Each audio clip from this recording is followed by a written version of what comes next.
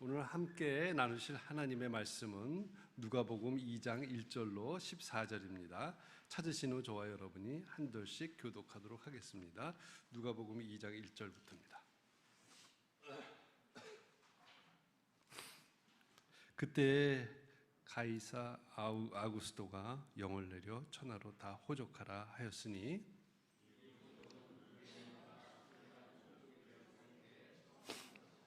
모든 사람이 호족하러 각각 고향으로 돌아가매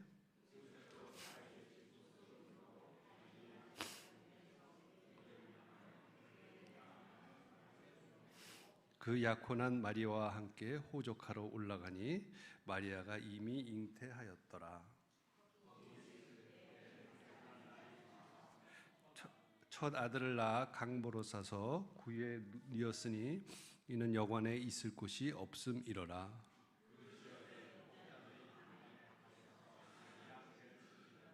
주의 사자가 곁에 서고 주의 영광이 그들을 두루 비춤에 크게 무서워하는지라.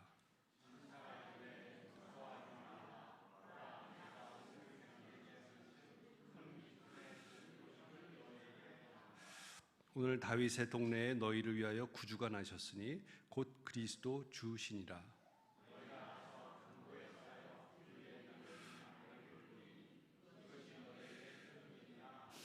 호련히 수많은 천군이 그 천사와 함께 하나님을 찬송하여 이르되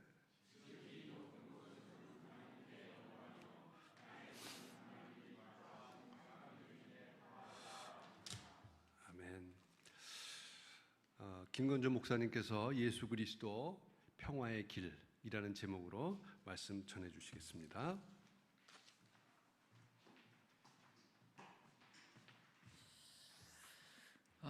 매년 12월 되면 성탄의 계절이 돌아오지만 저 개인에게도 올해 2023년 이 성탄은 참 묘한 또 특별한 의미가 있는 것 같고요. 한빛 공동체에게도 그런 것 같습니다. 퀴즈처럼 질문을 먼저 하나 드릴게요. 우리 지금 너무 울려고 해서 이 분위기에 이래서는 안 될 것 같아요. 이 성탄의 가장 중요한 키워드가 뭘까요? 한 단어로 딱 정리한다면 성탄은 이것이야 라고 할 수 있는 한 단어를 선택한다면 뭘까요? 오늘 본문에 나와 있는 단어입니다. 한빛이요? 그러면 좋겠는데 아쉽게 아닙니다. 평화예요. 오늘 우리가 함께 읽었던 말씀 중에 제일 마지막 14절 말씀만 다시 한번 같이 읽을까요? 한번 띄워주시겠어요? 같이 읽겠습니다. 시작. 지극히 높은 곳에서는 하나님께 영광이요 땅에서는 기뻐하심을 입은 사람들 중에 평화로다 하니라 라고 되어 있습니다. 근데 이 평화로다 하니라 라고 되어 있는 부분이 원문 의미를 그대로 옮기면 평화를 주노라 혹은 평화를 얻으리로다 라는 의미를 갖고 있어요. 그리스도가 이 땅에 왜 오셨냐? 평화를 이루시기 위해 오셨다, 평화를 주려 오셨다. 그러니까 우리가 그리스도 오심을 기념하고 이 성탄의 계절을 서로 축하하고 축복할 때 기억해야 되는 가장 중요한 단어가 뭘까요? 평화예요. 그럼 성탄을 성탄답게 기념하고 보낼 때 우리 속에 중요한 게 뭘까요? 그 평화에 대한 갈망과 그 평화의 나눔이에요. 근데 지금 지구 땅을 보면 어떻습니까? 아쉬워요. 지금 이스라엘이 주변하고 지금 전쟁 중이잖아요. 근데 오늘 아침에 이렇게 운전해서 교회를 향해 오는데 뉴스에 그 이야기를 하더라고요. 사망자가 2만 명이 넘었대요. 그런데 이 성탄의 이 주간에도 전쟁이 계속되고 있다라는 이야기를 들으면서 평화를 생각하고 그 평화의 왕이 오심을 기념하는 이 시기에도 여전히 전쟁이 이 땅에 끊이지 않고 계속된다. 참 여러 생각을 하게 되었습니다. 예수님이 이 땅에 왜 오셨냐? 평화를 이루기 위해서 오셨습니다. 그것을 유대인들은 늘 생각하면서 구약 때부터 인사했어요. 그래서 유대인들의 인사가 샬롬이거든요. 샬롬이라고 인사합니다. 근데 한국에서 이게 들어와서 경상도 분들이 야 발음이 잘 안 되잖아요. 그래서 어떻게 인사하냐면 살롬 살롬 해요. 근데 그것도 괜찮아요. 죽을 놈보다 훨씬 좋은 말이잖아요.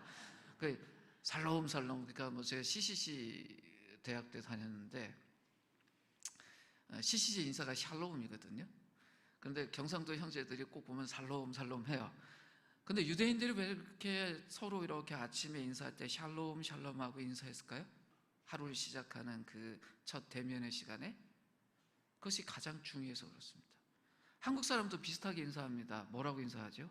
안녕하셨어요. 근데 안녕이란 그 말이 당신에게 평화가 있습니까? 라는 질문이기도 합니다. 한번 생각해 보세요. 세상에 평화가 없다면 그 세상이 어떤 세상일까? 이 땅에 가장 중요한 것이 무엇인가? 가치에 대해서 이야기를 많이 하는데 자유를 이야기하는 분들이 꽤나 많아요. 그 자유를 위해서 자기 목숨 내어놓고 도전하고 그렇게 사신 분도 많죠. 자유라는 가치 굉장히 중요합니다. 근데 평화가 없는 자유를 한번 생각해 보세요. 자유는 있는데 평화가 없다. 좀 끔찍해요. 자유라는 게 자유다우려면 평화가 전제돼야 됩니다.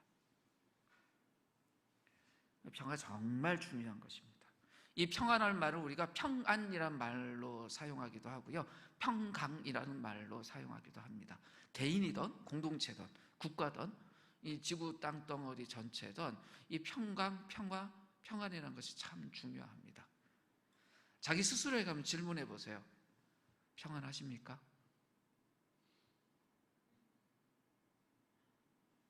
주님이 그것 때문에 이 땅에 오셨습니다. 주님이 오신 그 놀라운 일이 나에게 정말 이루어지고 있는가, 개인적으로 보실 때 생각할 게 뭐냐면 나 안에 평안이 유지되고 있는가예요. 그리고 그걸 소중히 여기는가예요. 그리고 내가 그 주님을 알고 있는 사람이고 그분을 기념하는 사람인가는 또 하나의 지점이 있어요. 내가 다른 사람에게 그 평화를, 그 평안을 함께 이루고 나눠주는 사람인가라는 기준점 하나가 있습니다. 그래서 오늘 예수님이 이 땅에 오셨기 때문에 우리의 삶에 이루어진, 그래서 그 평화의 길에 대해서 잠시 생각하려고 하는데 크게 세 가지로 생각하려고 합니다. 첫 번째, 이 평화의 왕이신 예수 그리스도가 우리에게 주시는 평화가 세 가지인데 첫 번째가 뭐냐면 하나님 앞에서의 평화예요. 예수님 이것 때문에 오셨어요. 우리와 하나님 사이에 평화가 없었어요. 평화의 반대 개념이 뭘까요? 한번 생각해 보세요. 평화의 반대 개념. 다툼? 네, 다툼. 반목? 예, 반목. 또 뭐가 있을까요? 전쟁? 또 뭐가 있을까요? 평화의 반대 개념에 해당되는 모든 것이요. 하나님하고 우리가 원수였어요. 원수 사이에 뭐가 있을까요? 전쟁이 끊이질 않아요. 죄로 인해서 망가진 관계 속에서 하나님과 인간 사이의 관계가 어땠냐? 평화에 반대되는 그런 것들이었습니다. 하나님 앞에서의 평화가 무엇인지 오늘 이 성탄 주일을 맞이해서 이 예배의 자리에 나온 우리는 다 알아요. 내가 하나님하고 평화를 이룬다는 것이 어떤 것인가? 사실 그리스도를 만나기 이전에 우리는 평안한 마음으로 하나님 만날 수가 없었습니다. 어떤 절대자를 생각하면 늘 두려웠어요. 내가 그 앞에 설 수 있을까? 내 속까지 다 하고 내 과거까지 다 알고 나의 가장 부끄러운 모습까지 다 아는 어떤 존재가 있다. 불편해요. 절대자가 없었으면 쉽죠. 내 모습을 가리고 살 수 있는 동료 인간들에 대해서는 그래도 괜찮은데 그 모든 모습을 다 아는 절대자가 있다? 불편해요. 없었으면 쉽죠. 왜 세상에 무슨 인물이 존재할까요? 신이 없다는 걸 증명하지도 못하지만 그들이 왜 신이 없다라고 그렇게 외치고 주장할까요? 신이 불편해서 그래요. 자기의 냄새나고 더럽고 가리고 싶은 모든 것들, 그걸 아는 존재가 있다? 그럼 어떻게 인정합니까? 그 신을 죽여버리는 게 낫지. 그래서 세상이 신을 인정하지 않습니다. 근데 예수님은 어떤 분이에요? 그 인간이 지고 있던 모든 죄 짊어지고 십자가에서 죽으셨습니다. 그 십자가의 죽음 이후에 이루어진 것이 뭐냐면 하나님과 인간 사이의 평화예요. 예수님이 이 땅에 왜 오셨습니까? 죽으러 오셨어요. 예수님이 이 땅에 오시지 않았다면 죽을 수 없는 분이잖아요. 우리하고 똑같은 인간이 되셨어야 했어요. 무엇 때문에? 죽으시기 위해서. 왜 죽으세요? 하나님과 인간 사이의 평화 이루기 위해서 그렇게 하셨어요. 이 성탄절에 우리가 주님이 오신 것을 기념하고 주님이 이 땅에 평화를 이루셨다라고 했을 때 그 첫 번째 의미가 뭐냐면 하나님과 우리 사이의 그 화목, 그 평화를 주님이 이루셨다. 성탄절에 우리는 주님의 십자가를 생각할 수밖에 없어요. 죽으러 오신 그분이 뭘 하셨다고요? 하나님과 나 사이의 평화를 이루셨다. 성탄절이 이제 1년의 끝부분에 있잖아요. 2023년 돌아보시면 하나님과 나 사이에 깨어졌던 부분도 있을 겁니다. 근데 하나님이 깨세요? 그런 분 아니시잖아요. 100% 제 잘못이에요. 그죠? 그 교통상으로 쌍방가실이라는 게 있다며요. 뭐 5대5도 있고 6대4도 있고 뭐 2대8도 있고, 그러니까 뭐 100%는 잘 없잖아요. 근데 하나님과 우리 사이의 평화가 깨졌다 그러면 이건 그냥 쌍방가실이 아니라 0대100이에요. 우리 잘못이에요. 그거 해결할 수 있을까요? 없어요. 근데 그걸 해결하신 분이 누구냐? 예수세요. 죄로 인해서 하나님의 원수가 되었던 우리를 아버지라고 부를 수 있도록 해주신 분, 그 평화를 위해서 이 땅에 오신 분. 이 놀라운 사실을 사도 바울이 로마서 5장 1절에서 이렇게 고백합니다. 세번역 성경으로 보면 이렇게 되어 있어요. 그러므로 우리는 믿음으로 의롭다 하심을 받았으므로 우리 주 예수 그리스도로 말미암아 하나님과 더불어 무엇을 누리고 있다고요? 평화를 누리고 있다고요. 하나님하고 우리 사이는 이미 평화가 있어요. 하나님은 그 평화의 눈으로 우리를 바라보시고 평화의 품으로 우리를 안고 계신데, 우리가 우리 자신에게 미안하고 하나님께 미안하니까 아버지가 우리를 안아줄 때 어때요? 좀 죄송해요. 미안해요. 좀 잘 살 걸, 이런 생각해요. 근데 그렇게 하면 우리의 몸이 좀 경직되잖아요. 우리가 누구를 정말 사랑해서 안아주는데 그 상대편이 몸이 경직되어 있으면 어떤 느낌 받으세요? 불편해요. 그죠? 오늘 성탄을 통과하면서 하나님이 우리에게 그 불편을 좀 덜 느끼시도록 그리스도가 우리에게 이루어주신 이 평화, 하나님 앞에서의 평화를 우리가 받아들였으면 좋겠어요. 내가 어떤 모습이든, 1년을 지나면서 내가 어떤 모습이었던, 그리스도가 오늘 오셔서 우리에게 말씀하시는 내가 하나님 앞에서의 평화를 이루었다라고 하시는 이 말씀 앞에 우리 이렇게 탁 풀어놓을 수 있었으면 좋겠어요.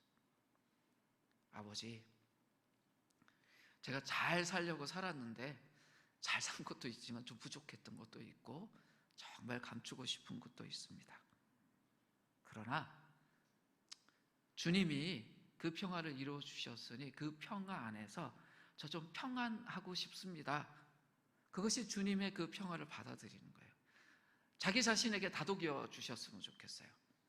지금 1년의 삶을 돌아보시면서 하나님과 내 사이의 평화 속에서 내가 가장 좀 잘못한 게 있으면 옆에 있는 분 못 듣게 마음속으로 이야기를 하세요. 아버지, 제가 이거 잘못한 거 아버지 아시죠? 근데 제가 그거 이제 내려놓을 수 있도록 할게요. 제가 저 자신의 재판장에 대해서 욕하고 지적하고 이제 그만할게요. 주님이 주신 그 평화 제가 받아들이겠습니다 하고 우리 마음속에서 좀 떨쳐낼 수 있었으면 좋겠습니다. 그게 성탄을 맞이하는 온전한 의미예요. 이걸 거부하면요, 그리스도가 평화의 왕이 아니라 그냥 평화의 종이 돼요. 내가 왕이 되는 거예요. 그리스도가 이루신 평화의 이 의미, 첫 번째, 하나님과 우리 사이의 이 평화를 인정하고 받아들이는 것이 성탄을 성탄답게 보는 것입니다. 두 번째는요, 이 예수 그리스도, 이 평화의 왕이 우리에게 주시는 두 번째 평화는 사람 앞에서의 평화예요. 간단하게 말하면 어떤 거냐? 동료 인간들 사이의 평화가 이루어지는 거예요. 우리와 똑같은 사람들과 평화롭게 살 수 있는 것, 그리스도 때문입니다. 더불어 이것은 우리에게 사명도 줘요. 그리스도를 믿는 사람, 그리스도를 따르는 사람, 그리스도 때문에 거듭난 사람들이 이 땅에서 해야 되는 일이 뭐냐? 동료 인간들과 평화롭게 사는 거예요.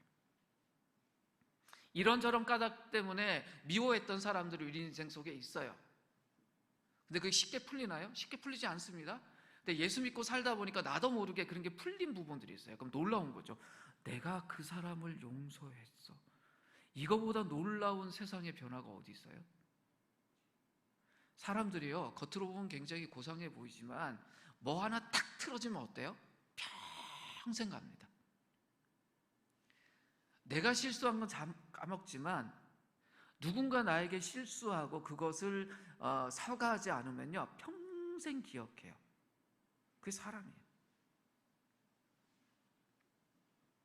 트라우마라는 것도 있잖아요.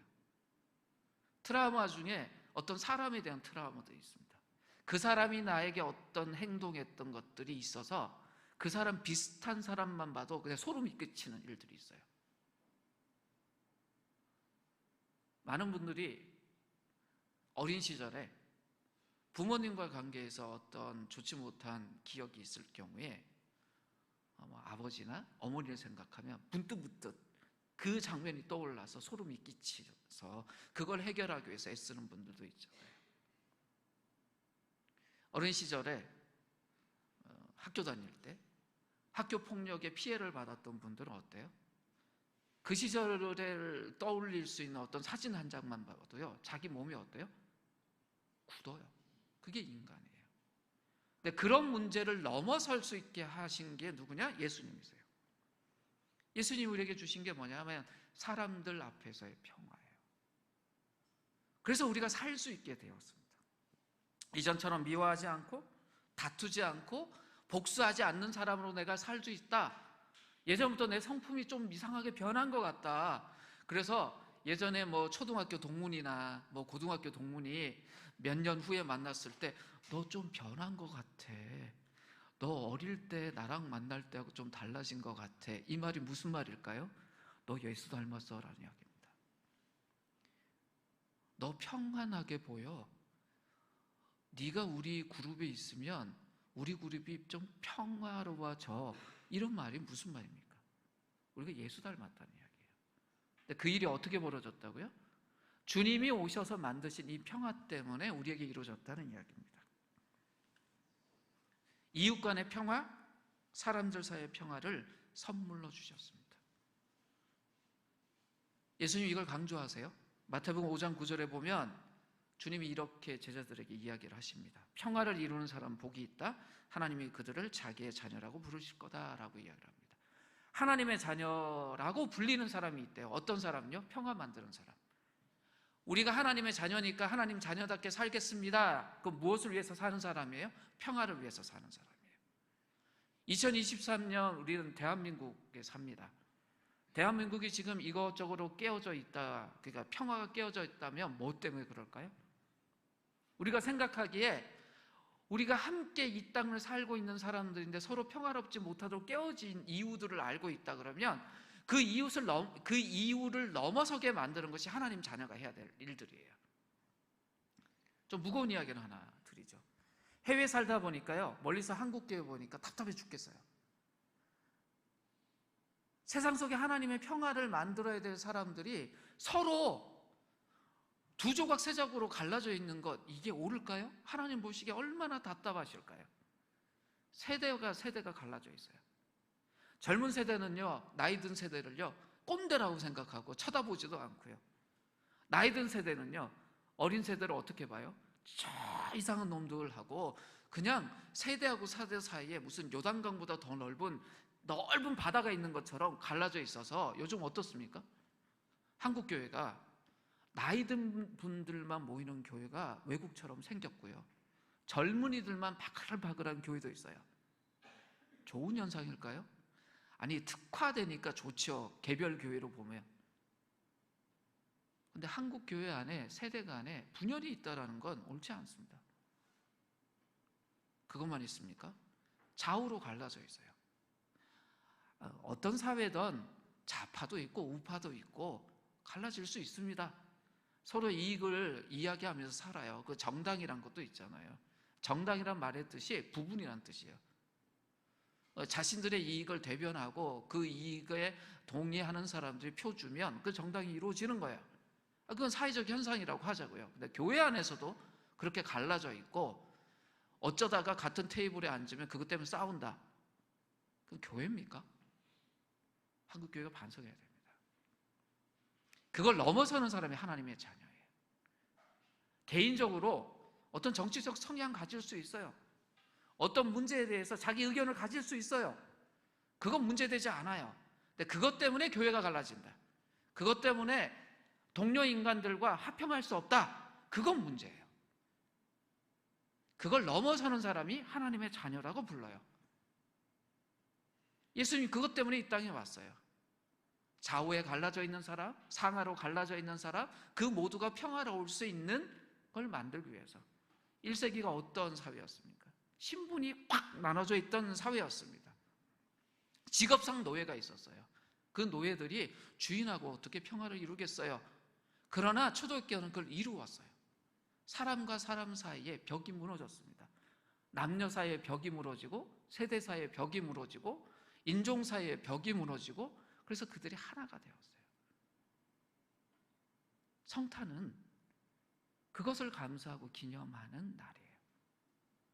나를 통해서 인간 안에 서로 다름 때문에 갈 길이 찢어져 있는 사람들이 그 다름을 인정받으면서 평화롭게 한 식탁에 둘러앉을 수 있다. 그럼 그 사람이 하나님의 자녀라는 거예요. 예수님 그것 때문에 오셨습니다. 깨어진 세상에서 우리가 몹쓸 것들을 정말 많이 경험하고 삽니다. 너 나랑 다르네? 다르다는 이유로요, 폭력을 행사하는 사회잖아요. 혐오라는 단어가 이 세상에 많아졌어요. 젊은이 사회들에 이런 게 있대요. 혹시 들어보셨어요? 여혐, 남혐 이런 말 들어봤어요? 남자라서 혐오하고요, 여자라서 혐오하대요. 아니, 우리가 태어날 때 내가 남자로 태어날지 여자로 태어날지 자기가 선택하고 태어났냐고요. 아니잖아요. 근데 그걸 왜 혐오해요? 태어나고 나니까 저는 김씨댁에 남자로 태어났더라고요. 그리고 한국 사람으로 태어났더라고요. 누가 선택했어요?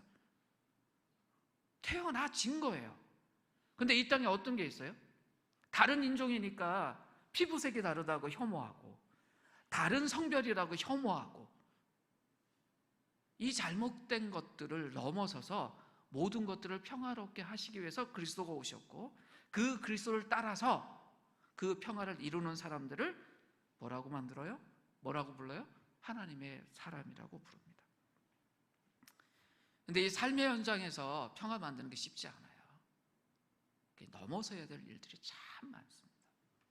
정말 친했던 친구가 나랑 다른 의견을 갖고 있다가 말싸움 한번 하고 나면요, 30년 우정에 금이 가는 게 세상이에요. 그런 현실 속에서 우리가 살고 있습니다. 근데 우리가 세상 사람들과 다른 이유가 하나 있습니다. 우리가 어떻게 미워하고 싶은 자리에 있을 때, 중호심이 막 일어나는 자리에 있을 때, 분열하고 다툼의 자리에 있을 때, 주님이 주신 이 평화를 기억하고 되새기면서 그 미움과 증오와 복수심을 내려놓을 수 있다면, 그것이 우리가 세상 사람하고 다른 거예요. 밉죠? 미워요? 싫어요? 그 사람하고 같이 앉아서 식사하는 거? 그건 체하자는 계획을 미리 세우는 거예요. 하지만 그 자리에 있을 수 있고 그 상태편을 용서하고 복수심을 내려놓을 수 있다? 그것이 주님이 우리에게 주신 평화를 우리가 실천하는 거예요. 그 자리에 선다는 것이 참 쉽지 않습니다. 그러나 주님은 우리가 그렇게 동료 인간들 안에서 평화를 이루는 사람들로 살게 하시려고 이 땅에 오셨습니다. 세 번째 생각할 거는요, 삶의 현실 앞에서의 평화예요. 우리가 매일 만나는 삶의 현실은 평화롭지 않습니다. 겉으로 좋아 보이는 것 같지만 속을 보면요, 갈 길이 찢겨져 있고 만만하지 않습니다. 요즘 세상 살기 쉽지 않다라는 이야기 하잖아요. 내년 되면 더 힘들 거다 이런 이야기 하잖아요. 그게 외부적 환경만 어렵다는 이야기일까요? 아니요. 우리의 속도 그렇게 만만하지는 않을 것 같다라는 이야기입니다. 인생의 고비마다 어려운 일들이 우리 앞에 있습니다. 무거운 고통이 있습니다. 그런데 어떻게 삶 속에서 우리가 매일 평안을 누리고 평화를 누릴 수 있겠어요? 근데 주님이 그걸 아세요. 그래서 주님이 이 땅에 오셔서 하나님과 우리 사이에 평화를 이루시고 우리가 함께하는 인간들 사이에서 서로가 평화롭게 하시는 것뿐만 아니라 삶의 현실 안에서도 실제적으로 평화를 누리며 살 수 있도록 하기 위해서 오셨고 그 평화를 우리에게 주십니다. 우리가 인생길 걸어갈 때 인생이 어떤 상황에 있던 그 모든 상황을 초월해서 하나님이 주시는 그 평안과 평화를 누릴 수 있게 하시기 위해서 예수님이 실제적으로 오셨어요. 그래서 이 땅에 계실 때 그 약속을 거듭거듭 하시고 우리에게 강조하십니다. 요한복음 14장 27절에서 이런 이야기 하세요. 평안을 너희에게 끼치노니 곧 나의 평안을 너희에게 주노라. 내가 너희에게 주는 것은 세상이 주는 것과 같지 아니하니라. 너희는 마음에 근심하지도 말고 두려워하지도 말라라고 이야기하시는데 중간에 보면 이런 이야기하세요. 세상이 주는 평화하고 내가 주는 평화가 다르다. 그럼 어떤 차이일까요? 세상도 우리에게 평화를 줘요. 평안을 줘요. 세상이 주는 평화가 있다고 이야기를 하세요. 근데 세상이 주는 평화의 특징은 뭐냐면 조건적이에요. 그 해당 조건이 이루어져 있는 상태에서는 평화로워요. 우리 육체 한번 생각해 보세요. 건강하다. 그럼 우리 몸 때문에 걱정 안 하잖아요.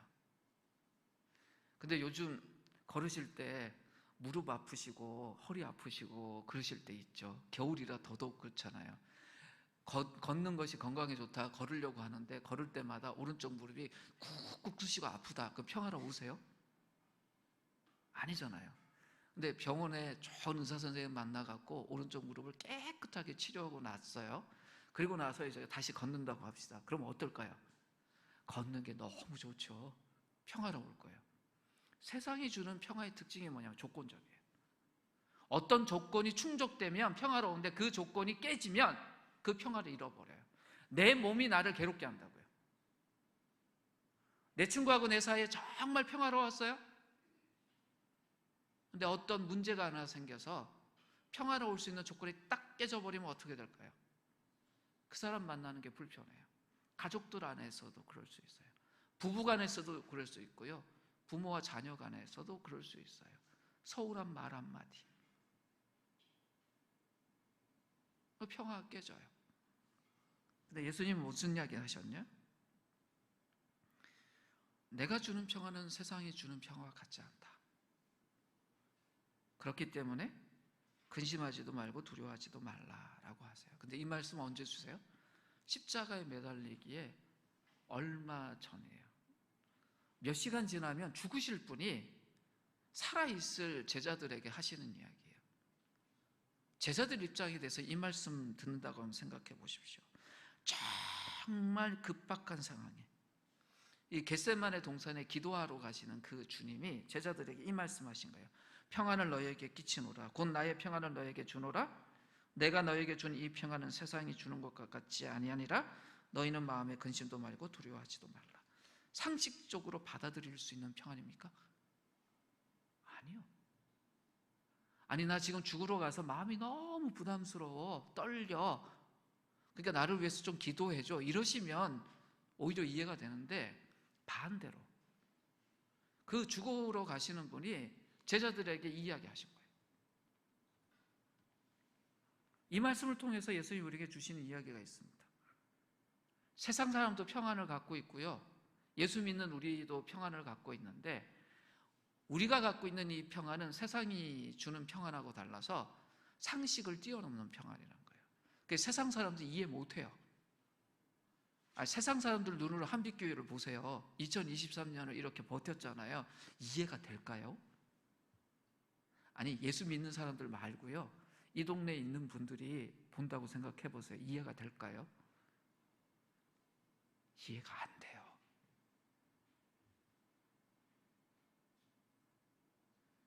그리고 오늘 저희들 막 공연도 하고 막 감사하고 뭐 찬양하고 너무 좋으셔서 눈물도 흘리시고 그랬잖아요. 세상 사람들 보면 어떡할까요?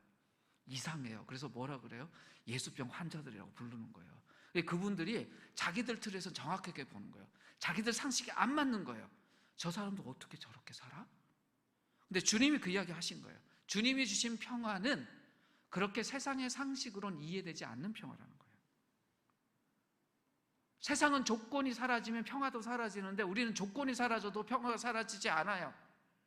오히려 조건이 나빠져도요, 그 조건을 넘어서서 평화를 누리니 얼마나 놀라겠습니까? 우리 스스로에게 한번 질문해 보십시오. 우리의 삶이 넉넉할 때 평화로우셨어요? 그때 평화로웠죠. 근데 돈이 사라졌다고 해서 우리의 평화가 깨졌나요? 세상은 평화가 깨집니다. 근데 우리는 어땠나요? 건강할 때 평안하셨죠. 근데 요즘 우리 그 기도 제목 올라오면 참 아프신 분들 많아요. 근데 그분들이 평화를 지금 깨졌다라고 이야기하시나요? 아니요. 더더욱 하나님께 자기 자신을 드리고 형제 자매들에게 자신의 삶을 노출하면서 기도하자고 하고 그 평화를 더 찾잖아요. 우리가 그런 존재입니다. 그럴 수 있는 존재예요. 그리스도가 선물로 주신 이 평화를 갖고 있는 사람들의 특징이 무엇이냐? 조건 없이 어떤 상황 안에서도 그 평화를 누리며 살기 때문에 그 평화를 정말 만나야 되는 이웃들에게 그 평화를 나눠주는 사람으로 살 수 있다는 겁니다. 내 삶의 평화가 깨어지지만 그 조건을 뛰어넘어서 그리스도의 평화를 누리는 우리가 정말 그 그리스도의 평화가 필요한 이 세상에 깨어진 사람들에게 그 평화가 될 수 있습니다. 2023년 이 성탄을 보내면서 그리스도가, 그 평화의 왕이신 그리스도가 우리에게 명백하고 단호하게 말씀하시는 게 무엇이에요? 근심하지도 말고 두려워하지도 말라는 이야기입니다. 평화의 왕이신 그리스도가 우리 안에 계시다, 우리의 왕으로 계시다, 그것을 아는 사람들에게 그 평화의 왕이신 그리스도가 주신 말씀이 뭐냐? 근심하지도 말고 두려워하지도 말라라는 거예요. 평화를 아는 사람, 진정한 평화의 왕인 그리스도를 아는 사람의 삶의 방식이 뭐냐? 평화의 길을 걷는 사람의 삶의 방식이 뭐냐? 근심하지 않는 거예요. 두려워하지 않는 거예요. 근심할 게 없어서가 아니라, 두려워할 게 없어서가 아니라 그것을 뛰어넘게 하시는 평화의 왕이 우리의 왕이시기 때문에 그분 바라보고 삶의 길을 걸어가고 그것이 내 삶의 방식이 되게 하겠다? 그것이 성탄을 온전히 경험하고 받아들이는 하나님의 자녀의 삶의 방식입니다. 예수님이 우리를 초청하세요. 두 가지 길로. 첫 번째는 우리가 주님이 주시는 평화를 누리게 만드세요. 주님은 나를 평화로 인도하시기 위해서, 평화를 누리며 살게 하시기 위해서 이 땅에 오셨다. 맞습니다. 주님 그것 때문에 오셨어요. 평화롭지 못할 때 우리가 늘 주님께 뭐라고 이야기해야 될까요? 주님, 저 평화 안으로 인도하시기 위해서 오셨잖아요. 저 평화롭게 해주십시오. 구해야 됩니다.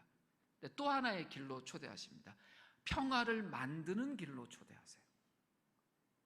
그러다 보면 내 주변을 보게 되잖아요. 내 주변에 너무나 평화로운 사람들만 있으면 너무나 감사한 일이지만 어느 한켠에 평화롭지 못한 요소가 있고 사람이 있다. 그러면 무슨 의미일까요? 내가 거기 가서 평화를 만들어야 되는구나.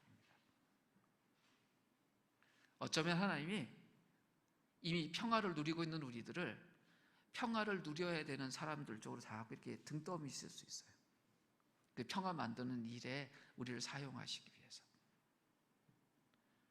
2024년이 다가오는 이 주간에 하나님께 그런 기대를 품고 기도했으면 좋겠어요.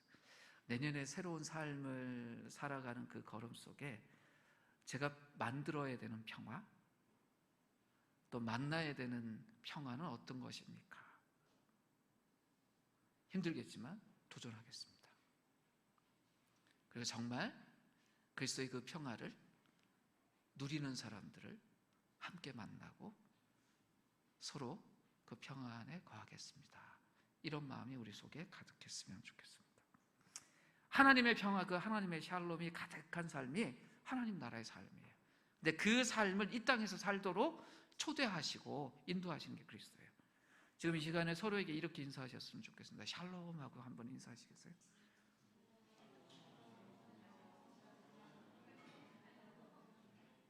그리고 숙제를 하나 드리고 말씀을 마무리하려고 합니다. 우리 공동체 안에 가장 가까이 늘 앉으시는 분들하고 내년에 더 풍성하게 키워가야 될 평화가 무엇일까? 지금 이렇게 눈 마주치셨던 분 있잖아요. 그분하고 내가 만들어가야 될 평화가 무엇일까? 한번 지금 마음속으로 생각해 보십시오. 그 평화의 열매가 풍성해질 때 우리 공동체를 통해서 이 땅이 지금 하나님의 평화를 정말 어떤 시대보다 더 누려야 될 이 대한민국이라는 사회가 우리 공동체를 통해서 그 평화를 만날 수 있을 거라고 생각합니다. 지금 이 시간 잠시 우리 자신을 위해서 기도했으면 좋겠어요. 평화의 왕이신 그리스도를 만난 내가 이 땅에 평화를 만들고 그 평화를 전하는 사람으로 살기를 원합니다.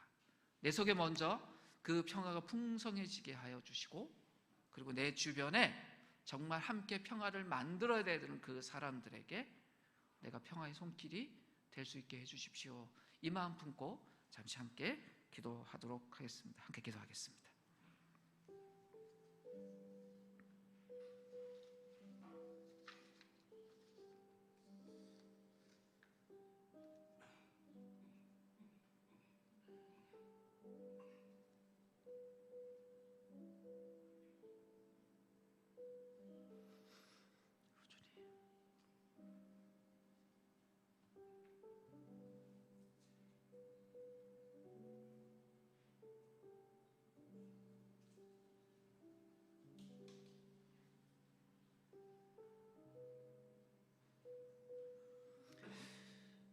하나님,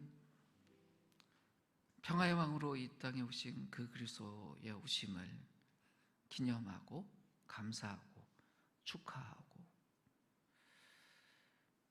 우리 마음과 삶 속에 깊이 새기는 이 주간에 하나님 우리에게 선물로 주신 그 평화가 하나님과 우리 사이에, 또 우리와 함께 삶의 여정을 걷는 귀한 동료들 사이에 풍성하기를 원하고, 평화가 정말 필요한 그곳에 우리가 평화를 만드는 사람으로 서고 하나님이 우리에게 주신 그 평화를 나누며 살기를 원합니다. 이 귀한 주님의 오심의 의미 앞에 우리가 정직히 우리의 삶을 드릴 수 있게 하여 주시고, 주님이 주신 그 선물인 평화를 날마다 더 풍성히 누리며 살아갈 수 있게 하여 주시옵소서. 평화의 왕이신 그리스도 예수의 이름으로 기도드립니다.